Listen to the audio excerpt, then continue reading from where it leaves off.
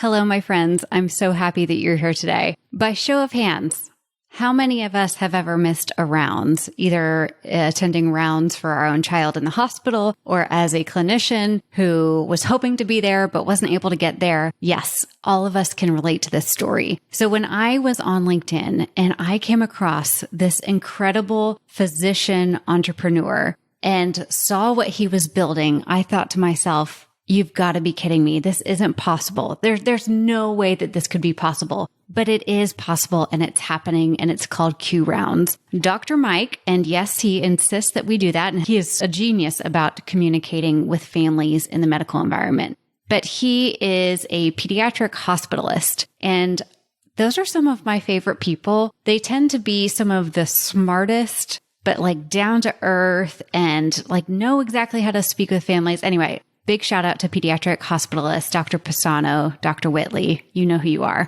and how integral you've been to, supporting child life specialists, especially in my hospital environments. So I got to meet Dr. Mike and I thought to myself, yes, I need to hear everything that you're doing. And then I need to share it with everyone I've ever met. Rounds is one of my favorite places to get parents feeling empowered and collaborative. On our Child Life On Call app, we have so much information about how to communicate in rounds and how to speak to the care team and how to ask questions and what to ask. So it's one of my favorite topics because it's where the best communication gets done because everybody is there. So what Dr. Mike has done, and I'm going to let him explain it to you, but he's essentially made it so that every care team member and every family member knows when rounds is happening in a queue. So like, where you are in the line, how much time is going to be there. He's made it so that it's equitable for families who can't be there in the hospital, that they can call in, and his outcomes are incredible.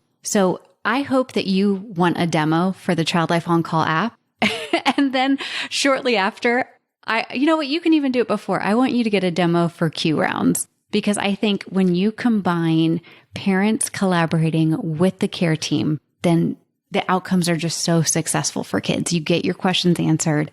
And there's just no losing. I love it. So I'm going to introduce you to Dr. Mike, who in our first conversation said, I should have been a child life specialist. So I love starting conversations off like that. Dr. Mike, thanks for all that you're doing as a child life specialist and fellow entrepreneur and founder. I know how hard you're working. And thank you for putting in the hard work and sacrificing your job, your family, and all that comes with building a business. But you're doing really important work. And I can't wait to share more about it. Hello, my friends. Welcome to Child Life On Call. This podcast is a safe place for parents to share their stories about what it's like to have a child that has a medical experience, diagnosis, disease, and or everything in between. We know there's power in sharing stories and that power multiplies when you can listen to other parents who have walked a similar path to yours. Giving and getting advice is great, but hearing how another parent navigates the complexities and nuances of healthcare is even better. As a child life specialist, my role is to support, validate, and provide emotionally safe spaces for kids and their families, and I am so honored to be on this journey with you. In addition to parent stories, we sprinkle in some expert episodes every now and again that have content for both parents and professionals in the field of healthcare, all with the mission to empower parents to be confident advocates and partners with the care team during healthcare experiences. We're so glad you're here. Dr. Mike Pitt, would you please introduce yourself? Tell us a little bit about you, your family, and just let us know a little bit about who you are. Sure. My name is Mike Pitt. I'm a pediatric hospitalist. As you all know, that means I take care of kids that are sick enough to be in the hospital. I'm a professor of pediatrics at the University of Minnesota, and I'm co-founder and CEO of a digital health solution called Q Rounds. My whole entree into medicine was because of communication. I never wanted to be a doctor because of the science. I wanted to be a doctor because you had this opportunity to connect with people in times of crisis. My whole life, I was a performer. I did magic professionally 4 nights a week, starting at the age of 8. And that was a big part of how I connected with, kids that were my peers, but then ultimately doing shows and birthday parties and working and volunteering for kids in the hospital doing magic that really led me into the field of medicine. I grew up saying when I grew up, I want to be a Christian magician, physician, pediatrician. I've said that since I was 8 years old. Wow. I know when you and I got to meet, I guess I learned about Q Rounds on LinkedIn, but to be honest, I can't totally remember. And you and I got to meet on Zoom, and you told me that you had this background in clowning. And I did my practicum at Children's National Medical Center, and they have such an incredible clown program. I don't know if they still do, but when I was there, they did. And I mean, the fact that the connection for you is families and talking and supporting and communication should be the core concept in medical schools, I think, for physicians. Yeah, I agree with 98% of what you said there. The only 2% I would alter is clowning. So it's funny because I did magic, but I never did clown work. The funny story to that is when I was, and I guess in some sort of hierarchy of entertainers, I think there's probably a competition there on who's towards the bottom of the list. But when I was at Johns Hopkins for medical school, they had an amazing clowning program. And I was doing magic as a medical student for patients in the hospital. And the clowns who ran the television show Through Child Life learned that, wait, there's this med student doing magic. And so on the show that was broadcast kind of closed circuit TV in the hospital, they were starting to ask the kids to call in to describe the magician because they viewed it as their big competition. So it was this kind of playful wanted poster that they were creating for me. So then one day I'm in the elevator and I see a big shoe enter the elevator door as it's closing. And the clowns came in and finally confronted me, playfully, of course, in a confined environment. So if one has a fear of closed spaces and clowns, that is a nightmare story. But yeah, everything else you said is true. So funny. Well, I'm so sorry I misspoke. How embarrassing. I'm so sorry. To have a magician thrown off a podcast because he was called a clown we might go viral. Oh my goodness. Well, talk about your interests. You talked a little bit about your desire to become a physician, especially a pediatrician. And what did you notice about going into your career that led you to really focus on a solution for the rounds experience? Yeah, the first part was, again, my origin story was as a magician. And so I viewed medicine as magic pretty early in my life and realized that that's how kids think. For that perspective, magic and medicine are the same thing. I have a sore throat. I have an ear pain. Here's a pink potion I will give you that tastes like bubble gum. I will say some magic Latin words. You take this and you'll feel better. They don't understand the pathophysiology, but that's a magic trick. If you've ever had a kid that's had a nursemaid's elbow where their elbow dislocates, you fix that with your bare hands and it is magic. It is wizardry. In fact, I once was called to a friend's house in the middle of the night to help with that. And that child still would say, do you remember when the wizard came in the middle of the night and fixed my arm? So that was a big part of kind of, again, how I viewed medicine. I then looked at communication and realized that you could be the smartest doctor in the world, but if your patients don't understand what you're saying, you're useless. And I really started to care about, I was an English major in college. I started to care about the words we used when we communicate with families. And with a colleague, Dr. Marissa Hendrickson, and later Dr. Jordan Marmette and others, started to really look at how doctors have jargon oblivion, how we say things, we think we're being clear, but we are confusing our patients, and really have built an academic career in showing doctors how to communicate differently and avoid words that they might not even recognize as jargon. The funny part is I actually use, when I teach that course, the first thing I do is a magic trick. I do a magic trick for the doctors and I say, I'm going to teach you how to do this trick in a moment. So I do the trick. They're fooled. They're excited. They're about to learn it. And then I explain it, but I use magician's jargon. So I say, of course, that's the ultramental principle popularized by Marlowe in Chicago in the 50s. I go through this thing and say, it's a full deck on face in chase order, allowing me to reveal the rough cards on the sevens. Well, as soon as I say that, you see their face get blank. And I say, I just taught you how to do that card trick. I spoke slowly. I used English. If a magician was in the room, they would understand what I said and be disappointed that I taught you that trick. Yet if you can't pick up a deck of cards and do that trick right now, you're non-compliant. And it's this powerful moment when they realize that non-compliant, for those on the podcast, is another jargon word doctors use to say, I told you to do these instructions and you didn't do them. You didn't follow the doctor's orders. And it's a powerful moment where they realize, unless you actually can understand what is being said, you can't follow the plan. And so that's been a big part of my world. I know your question was about rounding. We can get there in a second. But no, I think that's good. And it's brought up another question is, how do parents receive you when you walk in the room? Like, I can imagine that they're not ready for, this kind of warm welcome. And it's probably incredibly refreshing. I imagine you hear a lot of thank yous for taking the time to do what you do. Well, the first part of that is that I don't do magic that often for kids in a hospital setting. I might do a trick 5% of the time. I think like a magician 100% of the time. So I approach the way I enter the room, medicine as a performance art where there are expectations from the audience of what that looks like. Leveraging misdirection, which is the most powerful tool in a magician's toolkit to distract. How do I leverage that? And again, your child life audience knows that they're masters in misdirection. So I think like a magician, and I do think families notice that. I tell learners all the time, you'll watch Grey's Anatomy or ER, and you'll think you're going to save lives every episode, right? As a doctor. I can tell you the stories of the times that I felt like I actually saved a life.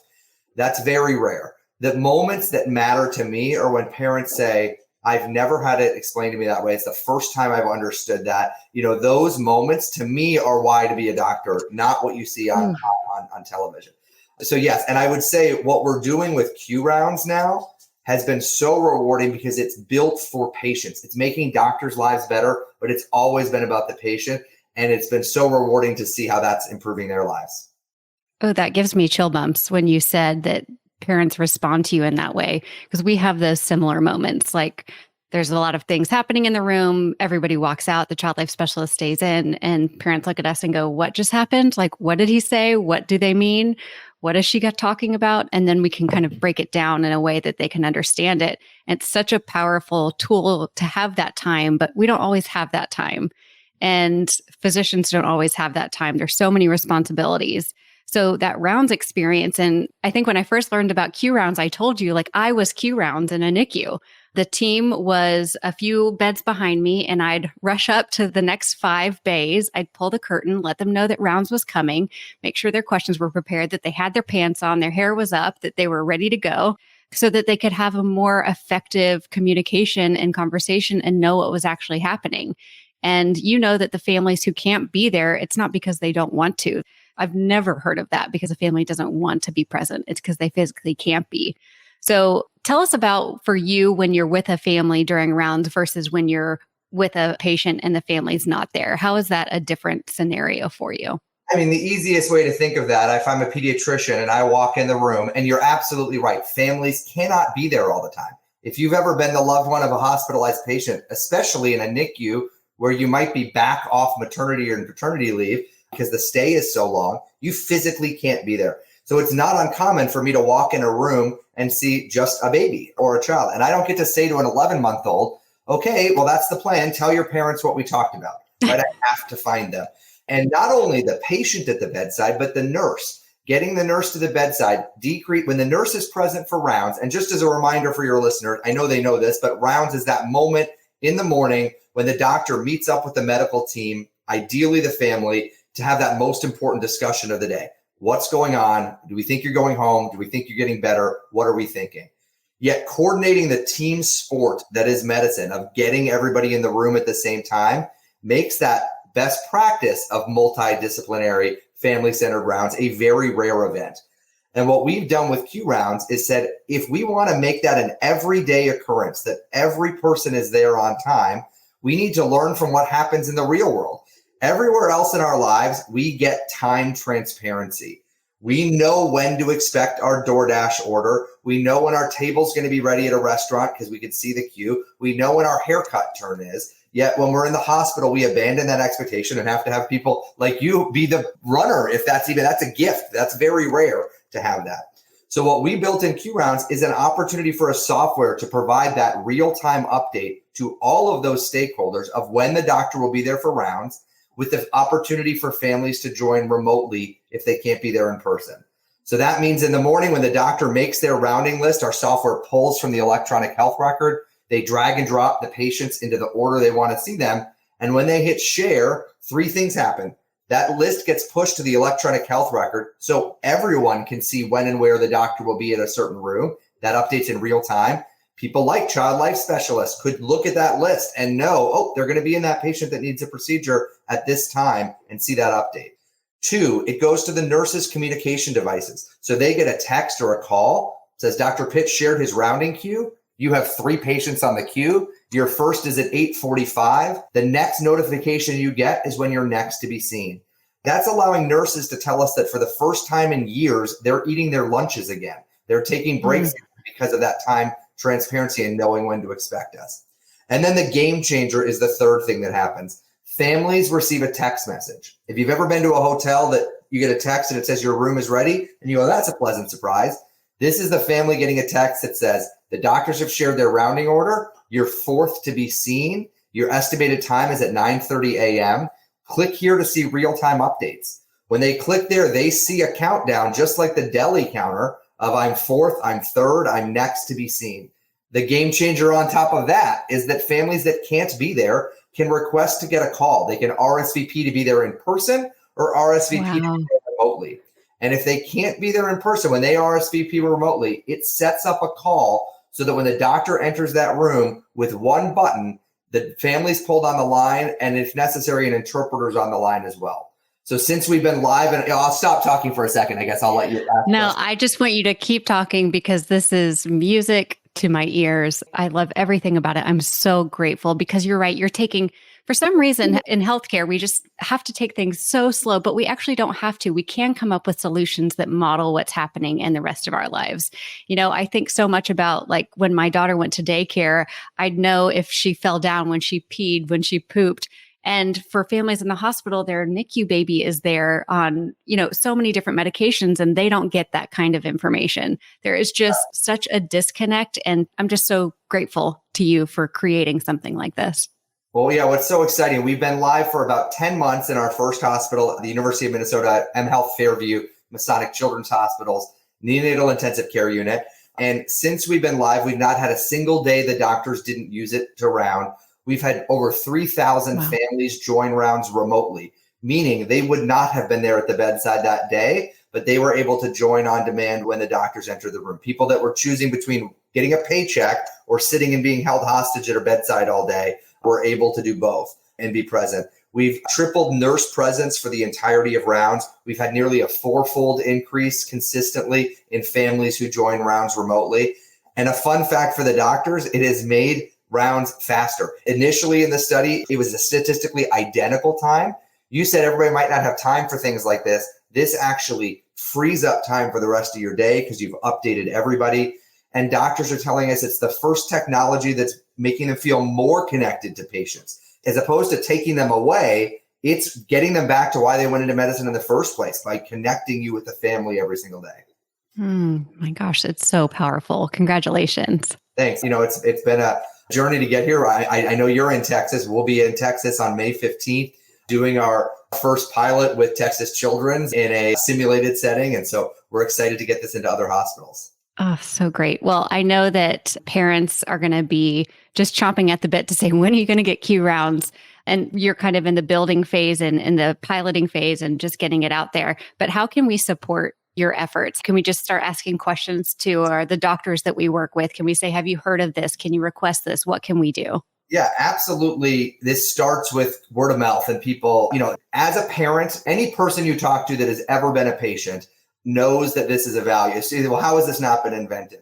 And so it really just takes getting champions. So I would absolutely welcome people to reach out to me, mike@q-rounds.com, and we can set up a time to chat about it, looking for champions in that space. Like I said, I built this with our team because of having been a patient and a loved one of patients. It was my dad and father-in-law were hospitalized for months at a time. And I would spend every day starting a meeting with, I'm going to get a phone call between 7 a.m. and 2. I'm going to have to drop this meeting and answer the phone because it's the doctor's rounding. Right. What is remarkably unfair is the only reason I got that call was because I'm a doctor and the letters MD are after my name. That is a privilege that I'm embarrassed that I leveraged, but of course I did. It was my parents in the hospital. The reality is access to rounds should be a right. It should not be a privilege of whether or not you can afford to sit there. And so what I'm most proud about with what we're doing with Q Rounds is the ability to give every family a seat at the table for rounds. We had a Somali family last week in the NICU with 11 family members on the call that they'd invite his family. You can invite additional family members. It was this beautiful moment where their entire support network was there. We've had dads join rounds for the first time in the NICU because they hadn't been on a leave and they weren't able to be there, or they were home with the other children. We've had Spanish-speaking families that tell us for the first time ever they've come to rounds because they felt invited. So really been powerful stories. The power of the collaborative team, both in the care team and from the family side, makes such a big difference in not only care outcomes, but just the experience. And I hope every time you share your message that we get more ears and more advocacy for getting Q rounds everywhere. So consider me a champion, a big fan, and I'm so grateful. So you mentioned where people can get in touch with you and reach out, and your website. Please share that with us. Yeah, q-rounds.com. And you can also just Google Q rounds. And again, that Q is representing the queue of the line. You're waiting in line, you're next to be seen. You said you're a champion of mine. I just want to bounce that back to you. I think of myself as a child life professional that happens to be a doctor. And I think more of us should do that. That should be the reason we're in the field of pediatrics. So I'm really grateful for the work you're doing, not just with the podcast and your career as a child life specialist, but also making it more accessible for hospitals to have child life resources. Well, thank you so much. I appreciate it. Well, thank you, Mike, for being here today. And I can't wait to share this with everybody. Bye, everybody. Thank you all so much for listening to Child Life on Call. If you head to our website, childlifeoncall.com, you're going to find all sorts of stuff there for parents, professionals, healthcare providers, child life specialists, no matter who you are. Actually, when you just go to our homepage, it'll help you direct to exactly where you need to go. On that, you'll find opportunities and PDUs for child life specialists, parents. We've got a starter kit for you, and clinicians. We even have a clinician course, which teaches you how to be a confident and capable caregiver in pediatrics. We're so grateful that you're here. Please DM us on Instagram. And like I mentioned, when you rate and review this podcast, it helps other families be able to find us. So let's keep doing that. And I will see you again here next week.